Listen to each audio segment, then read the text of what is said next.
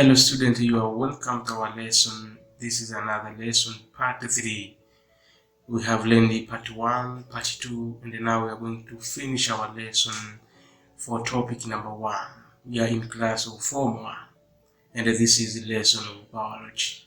So you are welcome to continue with the part 3, and we are going to look at the characteristics of living things. So you are welcome from the first of this video up to the end of this lesson for today to understand more.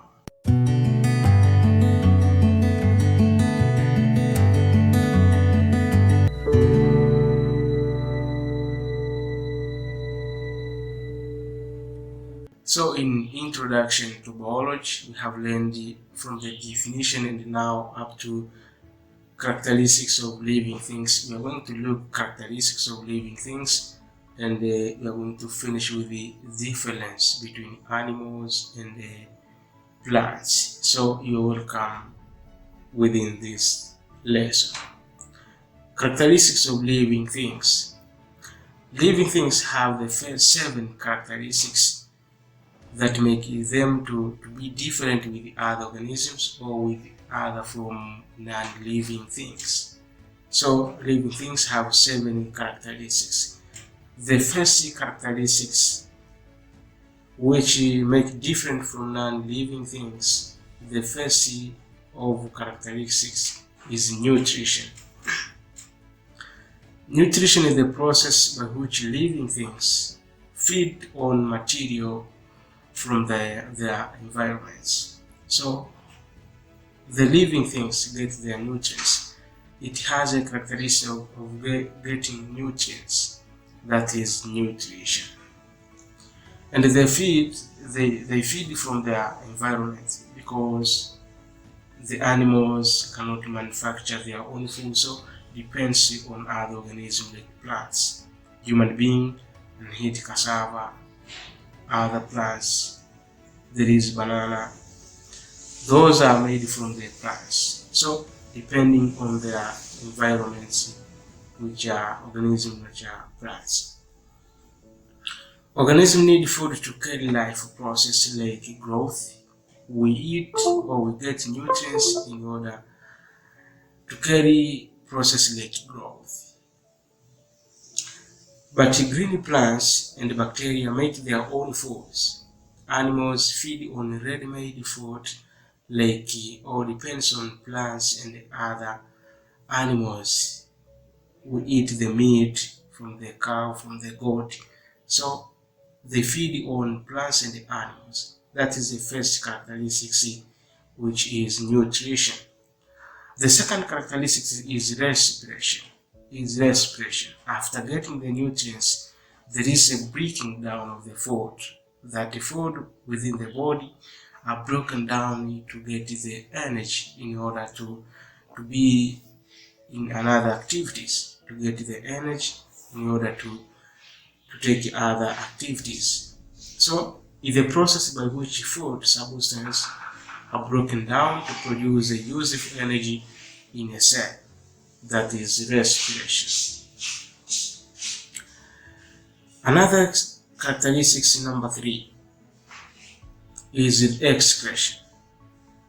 Excretion is a biological process by which metabolic waste products such as carbon dioxide, urea, excess water are removed from the body. So we eat, we are going to the toilet to remove the in form of waste or feces and the urine.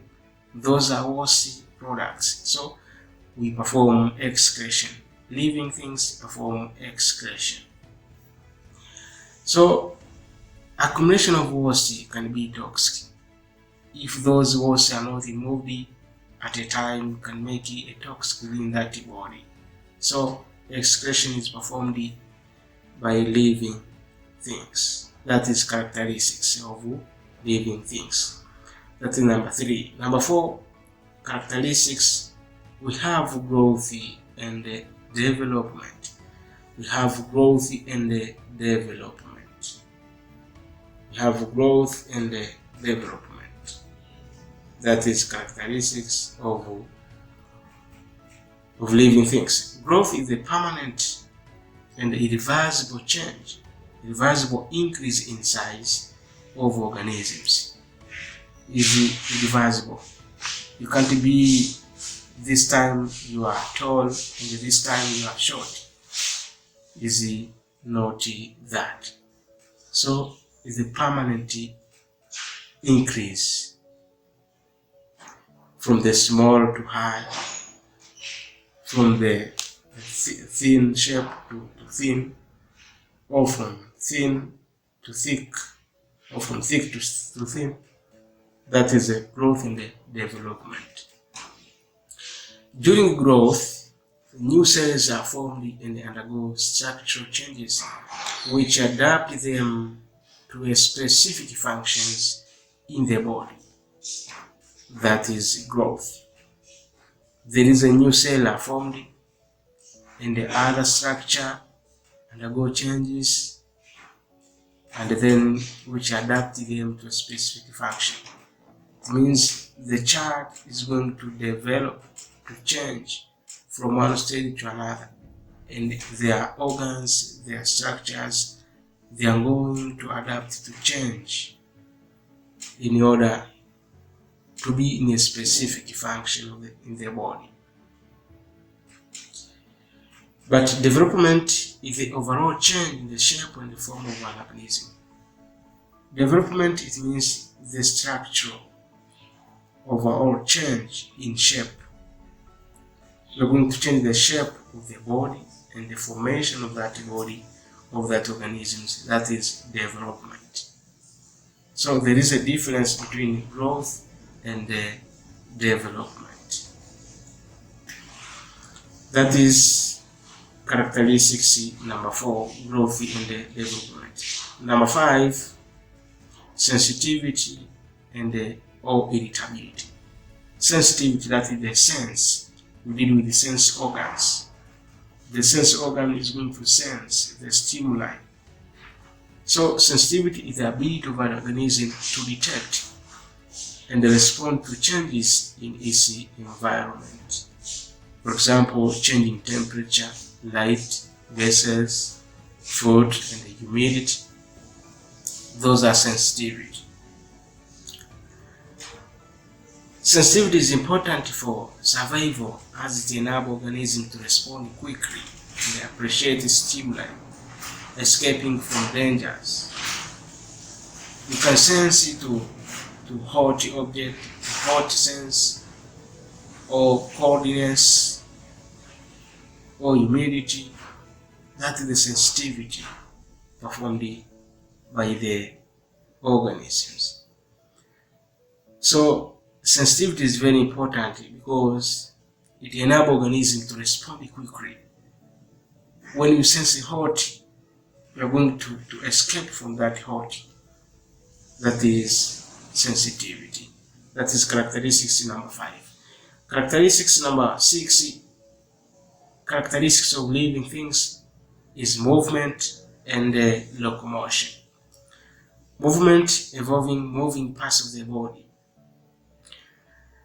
So some parts are moving, but locomotion is a movement that involves the whole body of an organism. Like human beings are going to locomote, animals are locomoting. Living things move from one place to another in search of food. They're going to find the food, to search water, shelter, mercy, and a suitable temperature.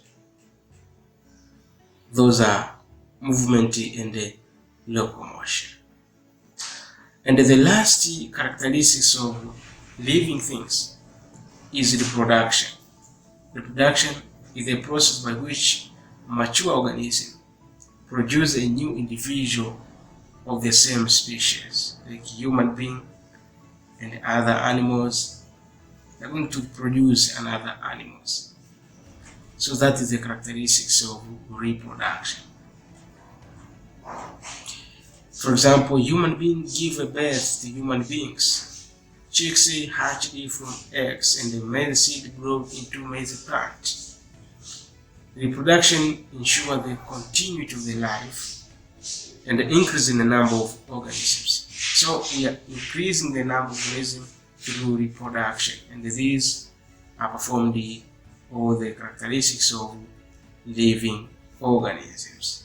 So those are characteristics of living organisms. The first we have seen nutrition, the second is respiration, the third we have seen excretion, and then there is excretion, there is growth, there is sensitivity and irritability, there is movement and locomotion, and the last is reproduction. So apart from characteristics, we learn about the differences between animals and the plants. The difference between animals and the plants. What are the differences between animals and the plants? Learn with me here our lesson we are going to continue.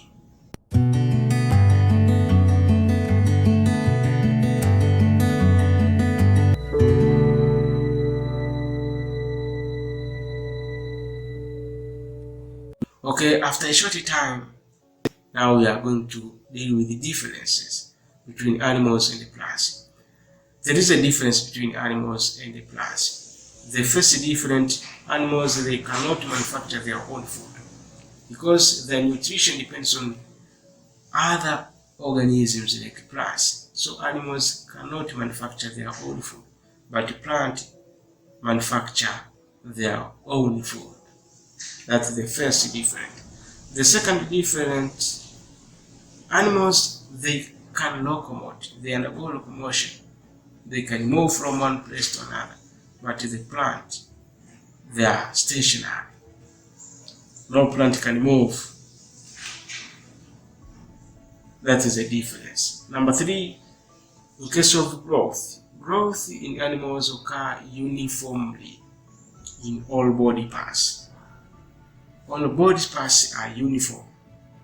You cannot see this is short and this is tall, or there is one eye which is small and one eye is large. No, they are uniform in growth. But in plants, growth occur at a specific regions called the meristems. That is the differences. Number four difference, animals have high specialized nervous system. They say notochord, nervous system, sense organs. But animals, plants, there is lack of specialized organs for sensitivity. Number five, animals are more active and produce more waste, but plants are less active and produce a less waste. That is the difference between animals and the plants. So our topic of Form 1 first topic, we end up here, and another time we are going to deal with topic number 2, scientific procedure, scientific process in the biology. For topic number 1, that is the end of our lesson, introduction to biology. So if you want to get part 3, this is part 3. If you want to get part 2 and part 1, subscribe and go to the video or go to the playlist, or you can search the introduction to biology. You will see all part 1 up to part 3. Thank you for learning. My name is Mr.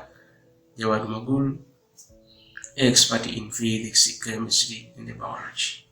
Thank you for listening. Subscribe our channel, give us a comment, like and share our videos. See you at another time.